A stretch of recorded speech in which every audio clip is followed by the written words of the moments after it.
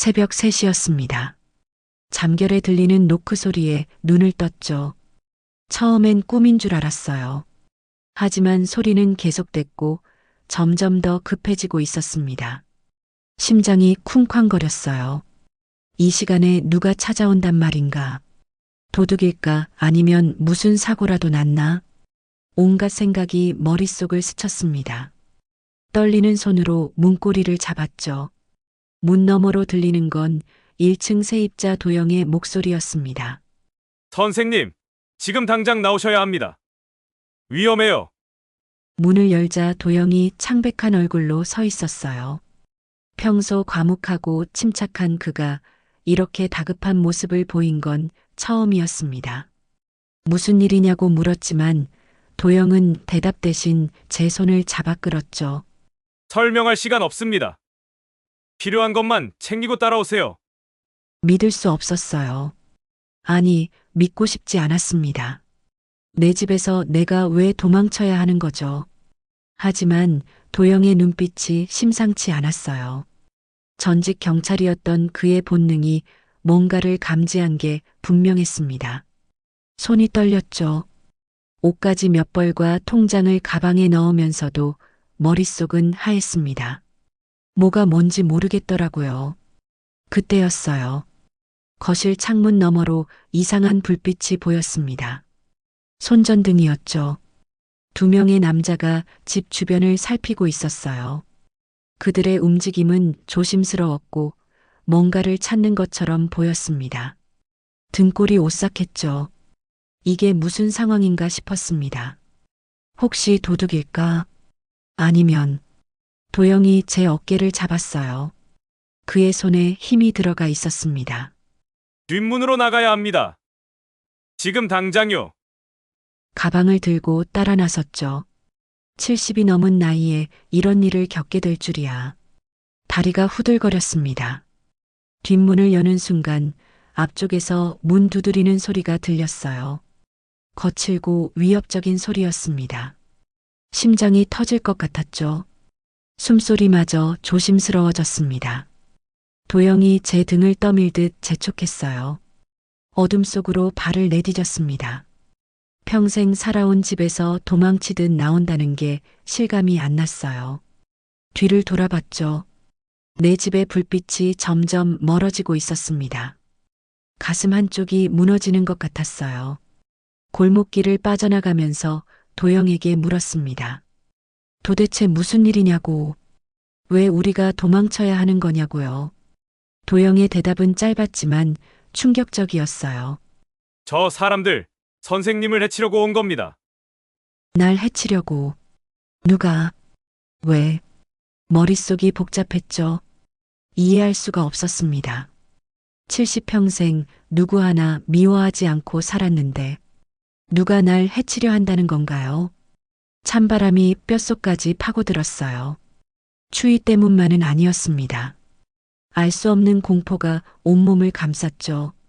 도영은 계속 주변을 살피며 걸었습니다.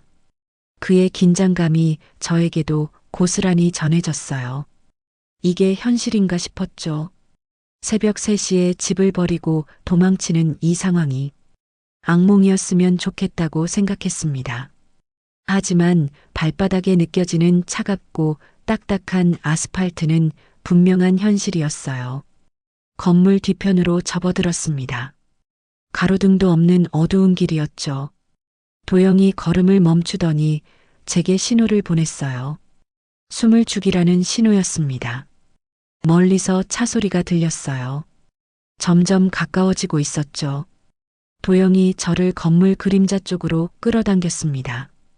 두 사람이 벽에 바짝 붙어 숨을 죽였죠. 심장 소리가 너무 커서 들킬까봐 겁났어요. 귓가에서 쿵쿵거리는 소리가 계속됐습니다. 검은색 차량 한 대가 천천히 지나갔죠. 큰 차였습니다. SUV 같았어요. 차가 멈춰섰습니다. 바로 우리 집 앞에서요. 그 순간 뭔가 잘못됐다는 걸 확실히 느꼈죠. 차 문이 열렸습니다. 1명, 2명, 3명. 남자들이 차례로 내렸어요. 가로등 불빛에 비친 그들의 얼굴을 보는 순간 숨이 멎는 줄 알았습니다. 그중 한 명이 내 아들이었어요. 둘째 성우였습니다. 믿을 수 없었죠. 눈을 비비고 다시 봤습니다. 하지만 분명했어요. 내가 낳고 키운 내 아들이었어요. 다리에 힘이 풀렸습니다. 도영이 재빨리 저를 붙잡아 주지 않았다면 그 자리에 주저앉았을 거예요. 성우는 낯선 남자들과 무언가 이야기하고 있었죠. 그들의 표정이 심상치 않았습니다. 도영이 제 귀에 속삭였어요. 목소리가 차갑게 가라앉아 있었습니다. 보셨죠? 저 사람들이 누군지. 고개를 끄덕일 수밖에 없었어요. 입술이 떨렸습니다. 말이 나오지 않았죠. 성우가 집 쪽으로 걸어가고 있었습니다. 다른 남자 2명도 따라갔어요. 그들은 대문을 열고 안으로 들어갔죠. 마치 자기 집처럼 스스럼 없이요. 가슴이 찢어지는 것 같았습니다. 내 아들이 낯선 남자들을 데리고 내 집에 들어가고 있다니. 도영이 다시 말했어요. 이번엔 더 단호한 목소리였습니다. 가족이 아닙니다. 돈 때문에 선생님을 해치려는 겁니다. 돈. 그 말이 귓가에 맴돌았어요. 성우가 돈 때문에 날 해치려 한다고요. 그럴 리 없다고 부정하고 싶었습니다. 하지만 지금 내 눈으로 본 것을 어떻게 부정하겠어요. 무릎이 꺾였죠. 온몸에 힘이 빠져나가는 느낌이었습니다. 도영이 저를 일으켜 세웠어요. 그의 팔에 의지한 채 간신히 서 있을 수 있었습니다. 여기 있으면 안 됩니다. 어서 가시죠. 발이 떨어지지 않았어요. 저 집이 내 집인데, 평생을 살아온 곳인데. 하지만 그 안에는 이제 내 아들이 낯선 남자들과 함께 있었습니다. 날 해치려고요. 집안에서 불이 켜졌어요. 거실 창문으로 그림자들이 움직이는 게 보였습니다. 그들은 뭔가를 찾고 있는 것 같았죠. 서랍을 열고 방 안을 뒤지는 모습이었습니다. 분노가 치밀어 올랐어요. 저게 무슨 짓이냐고 소리치고 싶었습니다.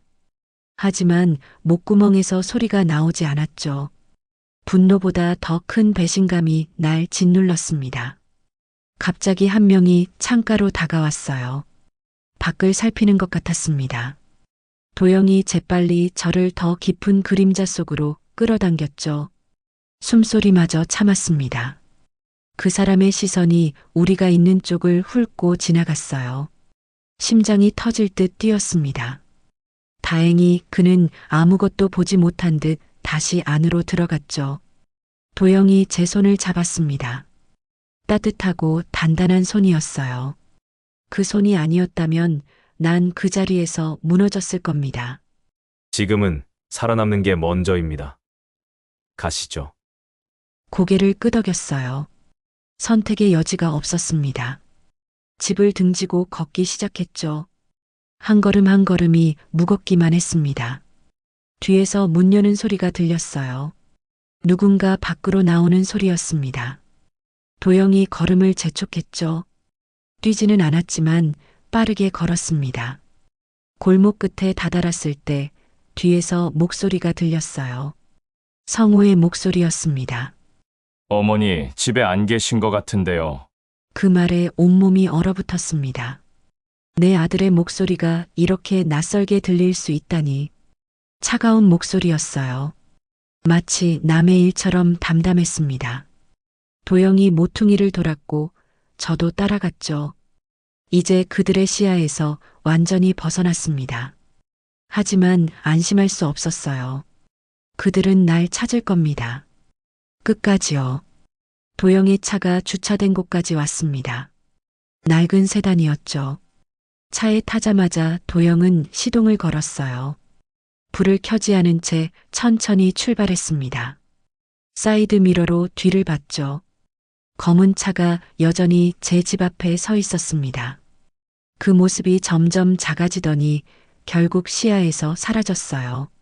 내 집도 내 삶도 내가 알던 모든 것이 그렇게 사라져 버렸습니다. 창밖을 보며 생각했어요. 이게 정말 내 아들이 한 일인가? 믿고 싶지 않았습니다. 하지만 현실은 냉혹했죠. 도영이 조용히 말했어요. 안전한 곳으로 모시겠습니다. 걱정 마세요. 고맙다는 말밖에 할 수 없었어요. 목소리가 떨렸습니다. 세입자에 불과했던 도영이 이렇게까지 날 지켜주다니. 아이러니했죠. 진짜 가족은 날 배신했고 남처럼 지내던 사람이 날 구해주고 있었습니다. 눈물이 흘러내렸어요. 참으려 했지만 멈출 수 없었습니다. 70평생 이렇게 무력하고 슬펐던 적이 없었죠. 도영은 아무 말 없이 운전만 했습니다. 그 침묵이 오히려 위로가 됐어요. 차는 도심을 벗어나 외곽으로 향했습니다. 가로등도 점점 드물어졌죠. 어디로 가는지 물어보지 않았어요. 이제는 도영을 믿는 수밖에 없었습니다. 피곤이 몰려왔습니다. 긴장이 풀리면서 온몸에 힘이 빠졌어요. 하지만 잠들 수는 없었죠. 머릿속이 너무 복잡했습니다. 성우의 얼굴이 계속 떠올랐어요. 어릴 때, 학교 다닐 때, 결혼할 때의 모습들. 그 아이가 어쩌다 이렇게 됐을까? 내가 뭘 잘못한 걸까요? 자책이 밀려왔습니다. 동시에 배신감도 커졌어요. 복잡한 감정들이 뒤엉켜 가슴을 짓눌렀죠.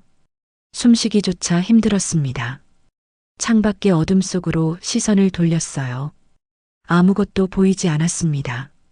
내 미래도 저 어둠처럼 캄캄하게만 느껴졌죠.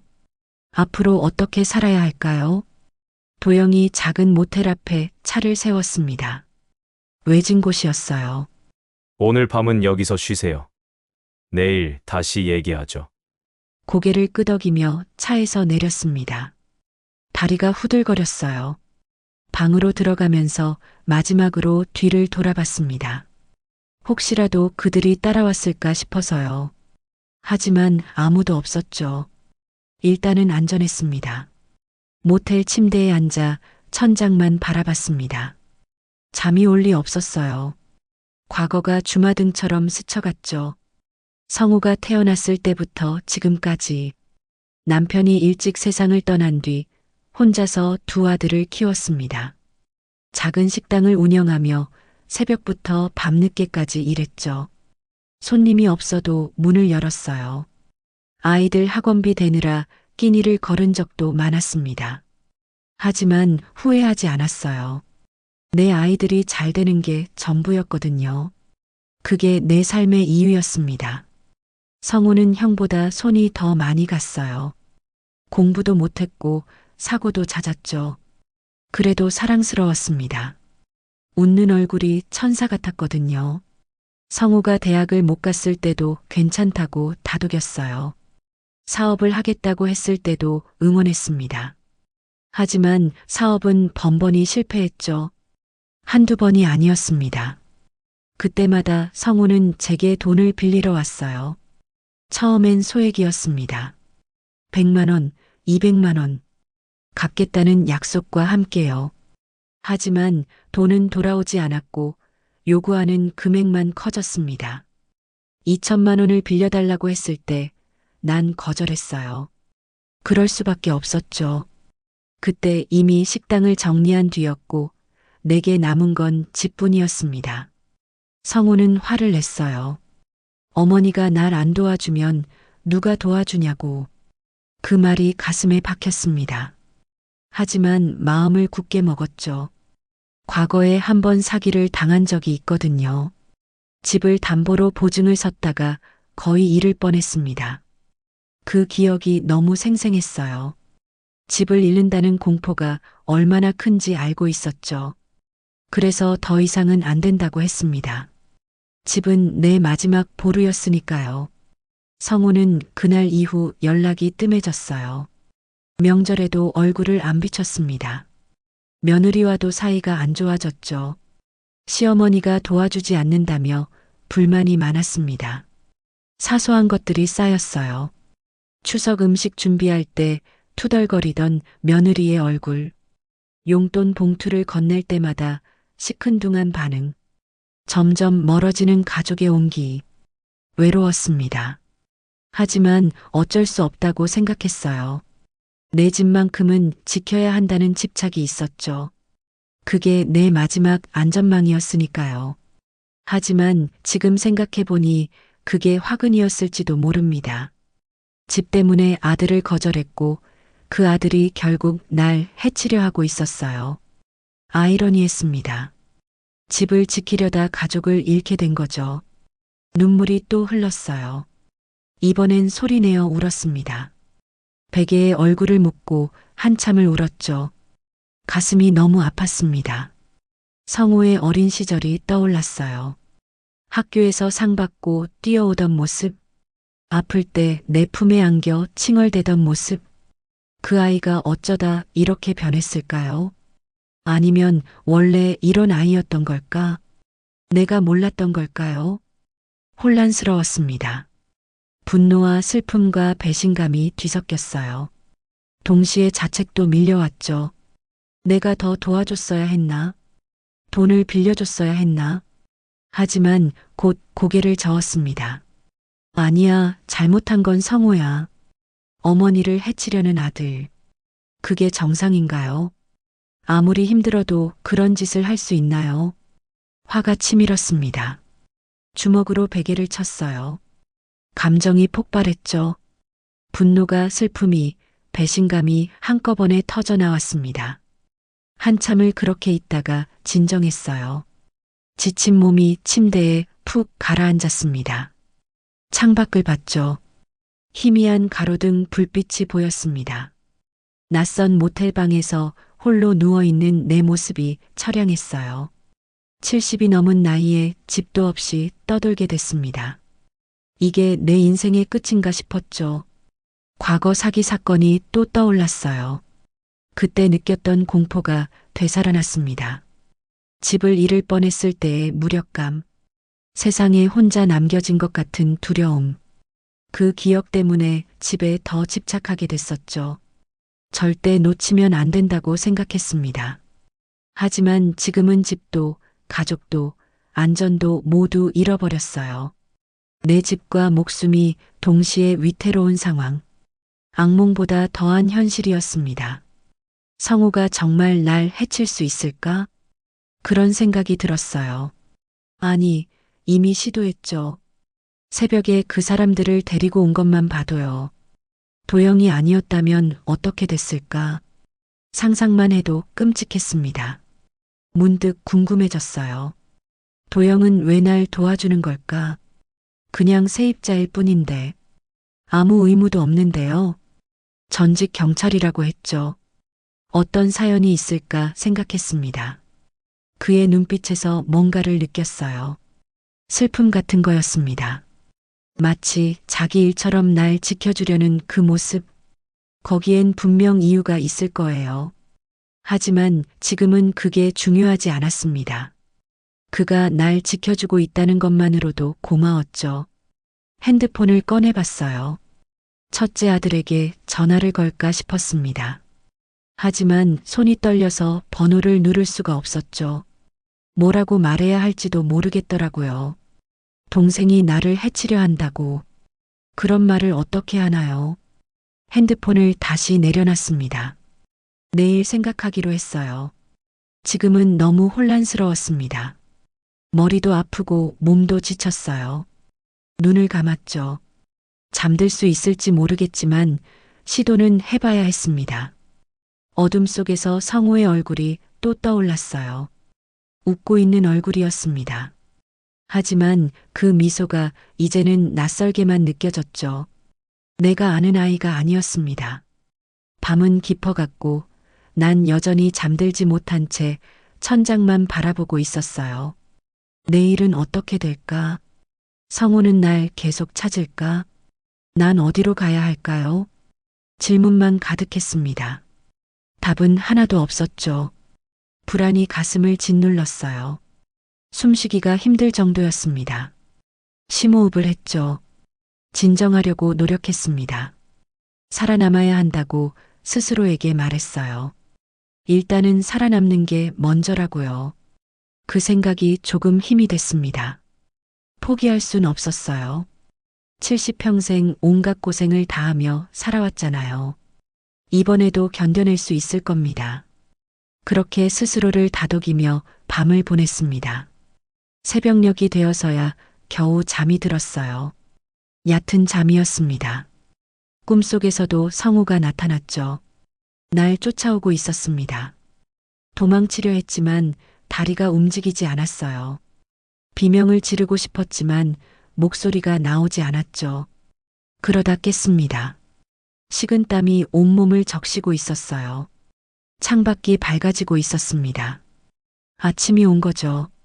하지만 전혀 상쾌하지 않았어요. 오히려 더 무겁고 암울했습니다.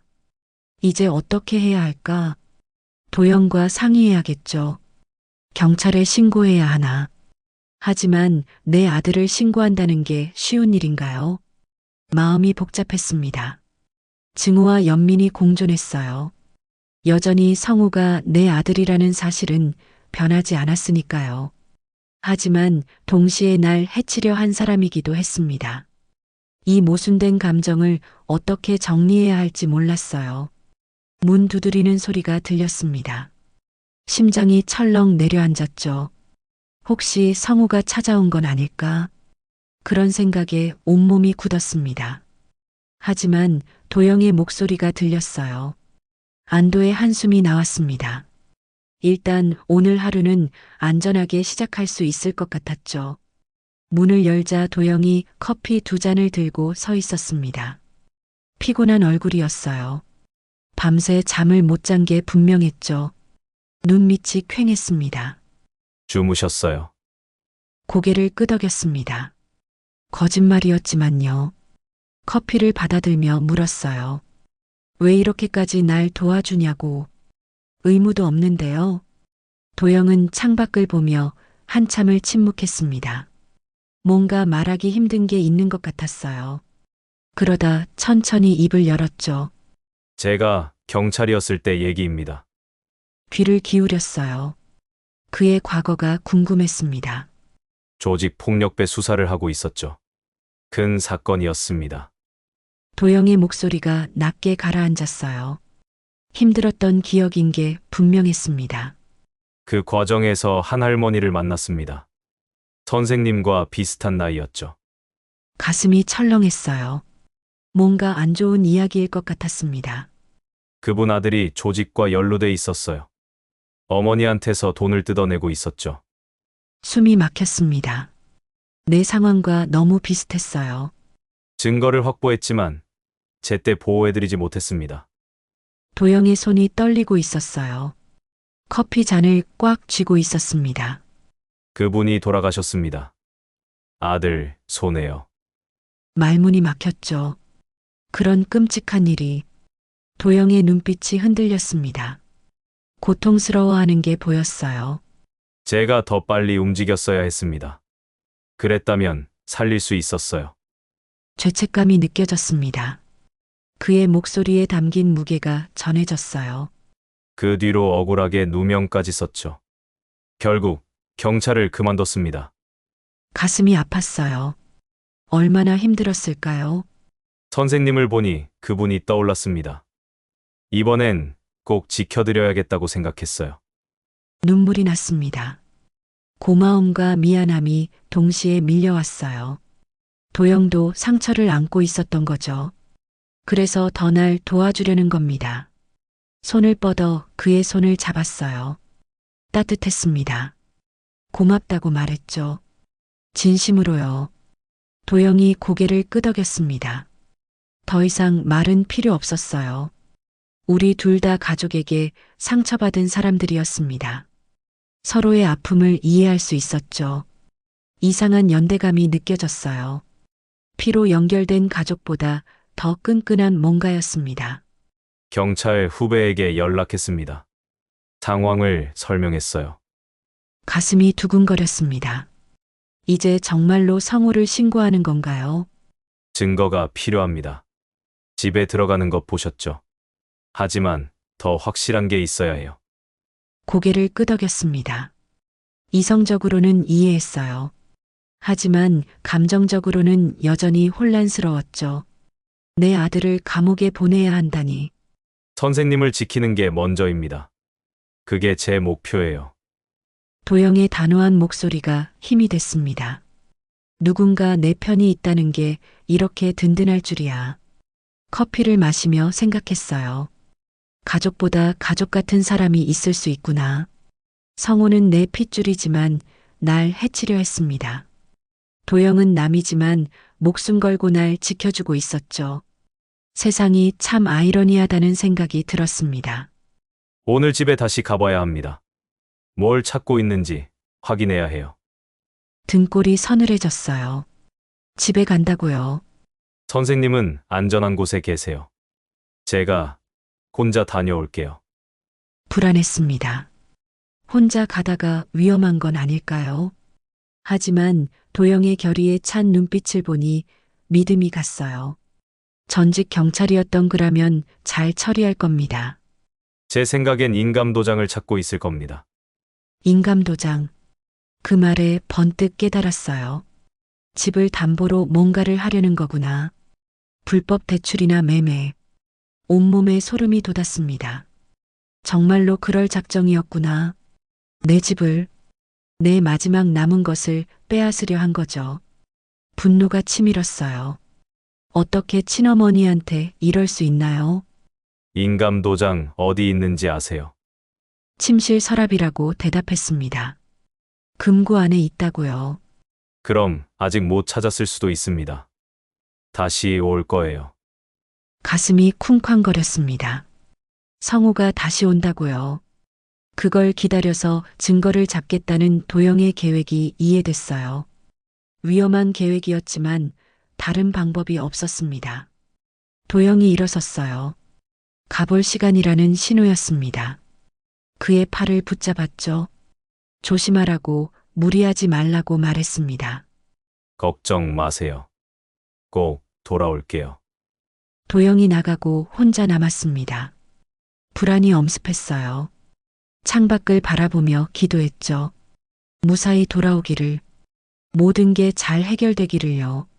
시간이 너무 느리게 갔습니다. 1분 1초가 영원처럼 길었어요. 핸드폰을 꽉 쥐고 기다렸죠. 혹시 모를 연락을 대비해서요. 도영의 얼굴이 자꾸 떠올랐습니다. 무사하길 바랐어요. 그가 다치면 내 잘못이라는 생각이 들었어요. 내 일 때문에 위험에 빠뜨리는 거니까요. 하지만 동시에 고마움도 컸습니다. 이렇게까지 해주는 사람이 어디 있나요? 진짜 가족보다 더 가족 같았습니다. 피는 물보다 진하다는 말이 거짓말 같았어요. 어쩌면 진짜 가족은 피가 아니라 마음으로 만들어지는 건지도 모르겠습니다. 도영은 남이지만 내 마음을 이해해줬어요. 내 편이 되어줬죠. 그게 진짜 가족 아닐까요? 핏줄보다 더 강한 유대감. 1시간이 지났습니다. 소식이 없었어요. 불안이 극에 달했죠. 손에 땀이 났습니다.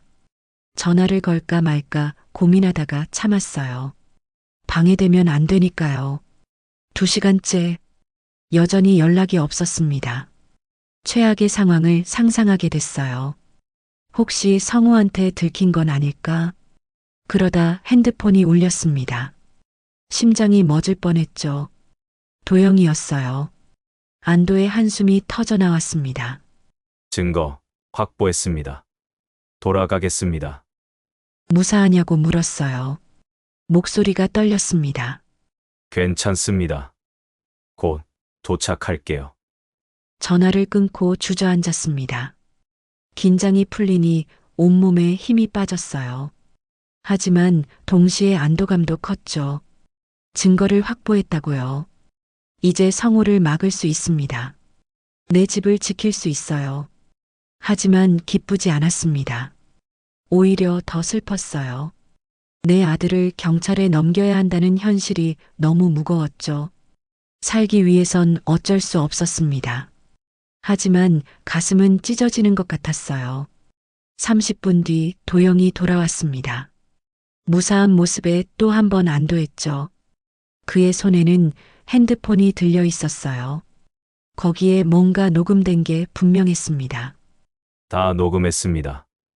이제 경찰에 넘기면 됩니다. 고개를 끄덕였어요. 이제 끝이 보이는 것 같았습니다. 길고 긴 악몽의 끝이요. 도영이 녹음 파일을 들려줬습니다. 재생 버튼을 누르는 그의 손이 떨리고 있었어요. 성우의 목소리가 흘러나왔죠. 명확하고 선명했습니다. 인감 도장만 찾으면 됩니다. 집 담보로 2억은 받을 수 있어요. 심장이 얼어붙는 것 같았어요. 2억. 내 집으로요. 낯선 남자의 목소리가 이어졌습니다. 그는 노골적이었어요. 어머니가 방해되면 어떻게 하냐고 물었습니다. 걱정 마세요. 노인네 혼자 뭘 하겠어요. 노인네. 내 아들이 날 그렇게 부르다니. 눈물이 흘렀습니다. 분노보다 슬픔이 더 컸어요. 녹음은 계속됐죠. 성우와 그 남자들의 대화가 적나라했습니다. 불법 대출을 받고 돈을 챙긴 뒤 해외로 도피할 계획이었어요. 난 집도 잃고 빚만 떠안게 되는 거죠. 만약 내가 방해하면 녹음에선 그 부분이 더 섬뜩했습니다. 사고로 처리하면 된다는 말까지 나왔어요. 정말로 날 죽일 생각이었구나. 실감이 났습니다. 도영이 녹음을 멈췄어요. 더 이상은 들을 필요가 없었죠. 이미 충분한 증거였습니다. 성우의 범행 의도가 명확했어요. 며느리도 알고 있었습니다. 거실에서 함께 얘기하는 걸 봤어요. 며느리까지 온 가족이 날 배신한 거였죠. 허탈했습니다. 내가 뭘 그렇게 잘못했길래 돈을 안 빌려줬다고 이렇게까지 할 수 있나요? 하지만 이제 선택의 여지가 없었습니다. 신고해야 했어요. 부배한테 연락할게요. 바로 출동시킬 수 있습니다. 고개를 끄덕였어요. 더 이상 망설일 수 없었습니다. 살아남기 위해선 아들을 고발해야 했죠. 잔인한 선택이었습니다. 도영이 전화를 걸었습니다. 조용하지만 단호한 목소리였어요. 상황을 설명하고 증거를 전송했죠. 경찰이 곧 출동한다고 했습니다. 이제 정말 끝이구나. 그런 생각이 들었어요. 하지만 끝이 기쁘지 않았습니다. 쓸쓸하고 공허했죠. 현장에 가보시겠어요? 가야 할까 말까 고민했습니다. 성우가 체포되는 걸 보고 싶지 않았어요. 하지만 동시에 확인하고 싶었죠. 정말 끝났는지 내 눈으로요. 가겠다고 대답했습니다. 도영이 고개를 끄덕였어요. 차를 타고 집으로 향했습니다. 마음이 무거웠어요. 집 앞에 도착했을 때 경찰차가 이미 와 있었습니다. 경광등이 번쩍이고 있었죠. 멀찍이 떨어진 곳에 차를 세웠어요. 너무 가까이 가고 싶지 않았습니다. 경찰들이 집 안으로 들어가는 게 보였죠. 잠시 후 성우가 끌려 나왔습니다. 수갑이 채워진 채로요. 가슴이 찢어지는 것 같았어요. 내 아들이 저렇게. 성우는 저항하고 있었습니다. 소리를 지르며 발버둥 쳤죠. 하지만 경찰들은 단호했어요. 그를 차에 태웠습니다. 며느리도 함께 끌려 나왔죠. 창백한 얼굴이었습니다. 그녀도 공범이었으니까요. 방관한 게 아니라 동조했던 겁니다. 다른 남자들도 체포됐어요. 모두 경찰차에 실렸습니다. 경광등이 어둠 속에서 계속 번쩍였죠. 비현실적인 광경이었습니다. 경찰차들이 출발했어요. 성우를 태운 차가 내 앞을 지나갔습니다. 창문 너머로 성우의 얼굴이 보였죠. 분노로 일그러진 얼굴이었어요. 우리 눈이 마주쳤습니다. 짧은 순간이었지만 영원처럼 느껴졌어요. 성우의 눈빛엔 증오가 가득했습니다. 후회나 미안함은 없었어요. 그게 더 슬펐습니다. 끝까지 반성하지 않는 모습이요. 경찰차가 멀어졌죠. 점점 작아지더니 사라졌습니다. 내 아들도 그렇게 사라져버렸어요. 아마 다신 못 볼지도 모릅니다. 눈물이 또 흘렀습니다. 멈출 수가 없었어요. 도영이 제 어깨에 손을 얹었습니다. 위로였죠. 잘하신 겁니다. 살아남으셨어요. 살아남았다. 그 말이 가슴에 와닿았습니다. 그래요, 난 살아남았습니다. 아들의 배신에서요. 하지만 대가가 너무 컸죠. 가족을 잃었으니까요. 집은 지켰지만 그 집에서 함께할 가족은 없었습니다. 아이러니했어요. 집 때문에 시작된 일이 집을 지키고 끝났죠. 하지만 그 집은 이제 텅 비어 있었습니다. 온기도 웃음도 없는. 도영이 말했어요. 집으로 들어가 보시겠어요? 고개를 끄덕였습니다. 확인해야 했어요. 내 집이 어떻게 됐는지. 천천히 대문을 열고 들어갔죠. 익숙한 공간이었지만 낯설게 느껴졌습니다. 거실이 엉망이었어요. 서랍이 열려 있고 물건들이 어지럽게 널려 있었습니다. 성우가 뒤진 흔적이었죠. 인감도장을 찾으려고요. 침실로 갔습니다. 거기도 마찬가지였어요. 서랍이 열려 있고 옷들이 바닥에 흩어져 있었습니다. 금고는 무사했어요. 비밀번호를 몰랐던 거죠. 금고를 열어 인감도장을 확인했습니다. 그대로 있었어요. 이 작은 물건 때문에, 이 작은 도장 하나 때문에 모든 게 일어난 겁니다. 허탈했죠. 허무하기까지 했어요. 거실로 돌아와 소파에 앉았습니다. 온몸에 힘이 빠졌어요. 도영이 옆에 앉았죠. 말없이 함께 있어줬습니다. 고마웠어요. 혼자가 아니라는 게요. 한참을 그렇게 앉아 있었습니다. 시간이 얼마나 흘렀는지 모르겠더라고요. 창밖을 보니 해가 뜨고 있었어요. 새로운 아침이었습니다. 긴 밤이 지나고 아침이 왔죠. 악몽 같은 시간이 끝났습니다. 하지만 상처는 남았어요. 깊고 아픈 상처가요. 이 상처가 아물 수 있을까? 확신할 수 없었습니다. 도영이 일어섰어요. 커피를 타오겠다고 했습니다. 고맙다고 말했죠. 그의 뒷모습을 보며 생각했습니다. 가족보다 더 가족 같은 사람이 있구나. 피보다 진한 인연이 있구나.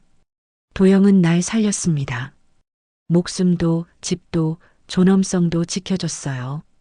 이 은혜를 어떻게 갚아야 할까? 평생 고마울 것 같았습니다. 커피 향이 퍼졌어요. 따뜻하고 위로가 되는 향이었습니다. 도영이 커피를 건넸죠. 손을 맞잡는 순간 온기가 전해졌습니다. 살아있다는 게 느껴졌어요. 아직 끝나지 않았다는 게요. 앞으로 어떻게 살아가야 할지 막연했습니다. 하지만 포기하지 않을 겁니다. 70평생 온갖 고난을 이겨냈잖아요. 이번에도 그럴 겁니다. 도영이 있으니까요. 혼자가 아니니까. 창밖에 햇살이 점점 밝아졌습니다. 새로운 시작을 알리는 빛이었어요. 힘들겠지만 해낼 겁니다. 살아남았으니까요. 그리고 이젠 알았습니다. 진짜 가족이 누구인지, 진짜 인연이 무엇인지요. 며칠이 지났습니다. 경찰 조사가 진행됐고 성호의 범죄가 명확해졌어요. 불법 대출 시도, 사기, 살인 예비 음모까지 죄목이 여러 개였습니다. 며느리도 공범으로 조사받고 있었죠. 둘 다 구속됐습니다. 첫째 아들에게서 연락이 왔어요. 충격받은 목소리였습니다. 동생이 그런 짓을 했다니 믿을 수 없다고 했죠. 어머니가 무사해서 다행이라고요. 고맙다고 대답했습니다. 하지만 마음은 복잡했어요. 한 아들은 잃었지만 다른 아들은 남았죠. 그게 위로가 될까요? 잘 모르겠었습니다. 아직 정리가 안 됐어요. 집을 정리했습니다. 엉망이 된 거실과 침실을요.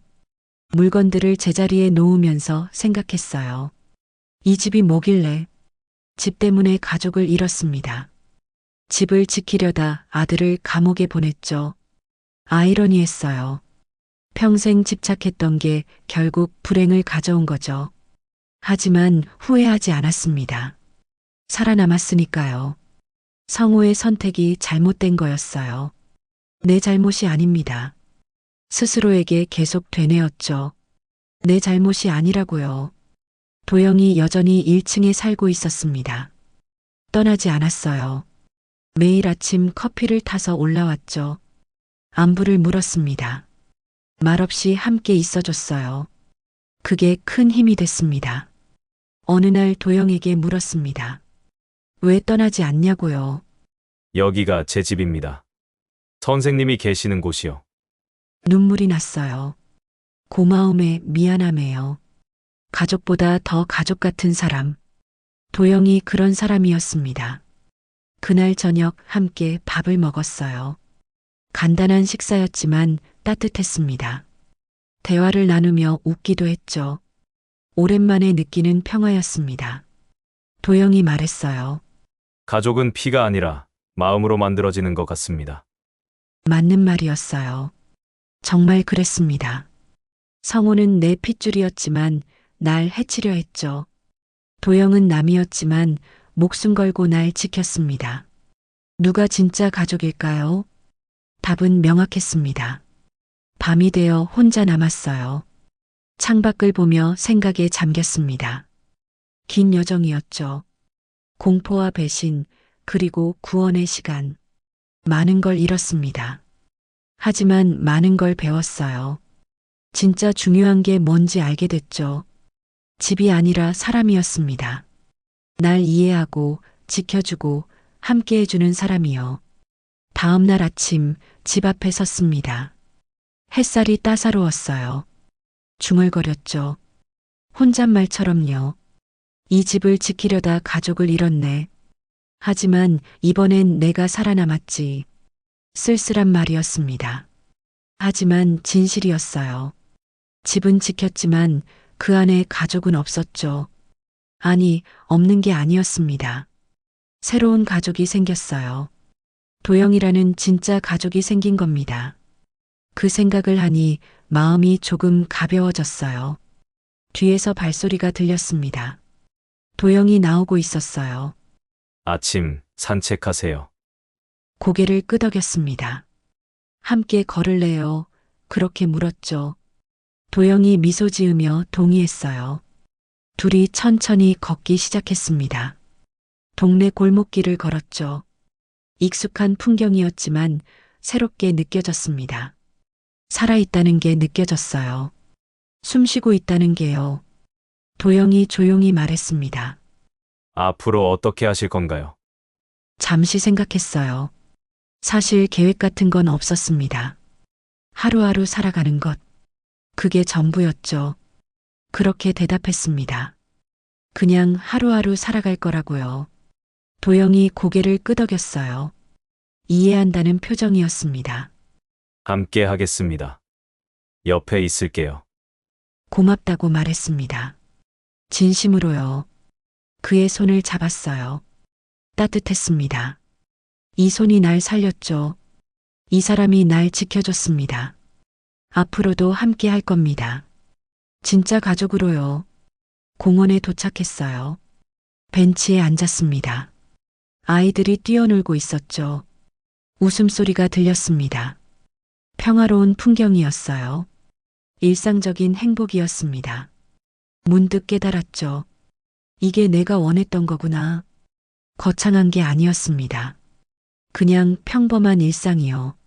안전하게 살 수 있는 것, 믿을 수 있는 사람이 있는 것. 그게 행복이었습니다. 이제야 알았어요. 집에 대한 집착도 조금 풀린 것 같았어요. 집은 그냥 건물일 뿐입니다. 중요한 건 그 안에 누가 있느냐죠. 도영이 있으니 그 집은 이제 진짜 집이 됐습니다. 한참을 앉아 있다가 일어섰어요. 집으로 돌아갈 시간이었습니다. 걸으면서 생각했죠. 앞으로 어떻게 살아야 할까? 성호를 용서할 수 있을까? 아직은 모르겠습니다. 상처가 아물려면 시간이 필요할 겁니다. 긴 시간이요. 하지만 포기하지 않을 겁니다. 살아가는 걸요. 70이 넘은 나이지만 아직 끝난 게 아니에요. 새로운 시작입니다. 진짜 가족과 함께하는요. 집에 도착했어요. 현관문을 열었습니다. 익숙한 공간이었지만 이제는 다르게 느껴졌죠. 더 이상 집착의 대상이 아니었습니다. 그냥 집일 뿐이에요. 중요한 건 이 집에서 도영과 함께 평화롭게 사는 거죠. 도영이 부엌으로 갔습니다. 점심 준비를 하겠다고요. 도와주겠다고 따라갔어요. 함께 요리를 시작했습니다. 대화를 나누며 웃었죠. 평범하지만 소중한 순간이었습니다. 이런 게 행복이구나. 실감했어요. 창밖으로 햇살이 쏟아져 들어왔습니다. 따뜻하고 밝았어요. 새로운 하루가 시작되고 있었죠. 희망이 있는 하루였습니다. 살아남았습니다. 배신에서, 공포에서, 절망에서요. 이제 새롭게 시작할 겁니다. 진짜 가족과 함께요. 도영을 바라봤어요. 그가 미소 지었습니다. 그 미소에 모든 답이 있었죠. 우린 함께할 겁니다. 가족보다 더 가족 같은 인연. 피보다 진한 유대. 그게 진짜 가족이라는 걸 이제 알았습니다. 집을 지키려다 가족을 잃었지만 살아남았습니다. 그리고 새로운 가족을 찾았죠. 이번엔 진짜 가족을요. 그게 내 이야기의 끝이자 새로운 시작이었습니다.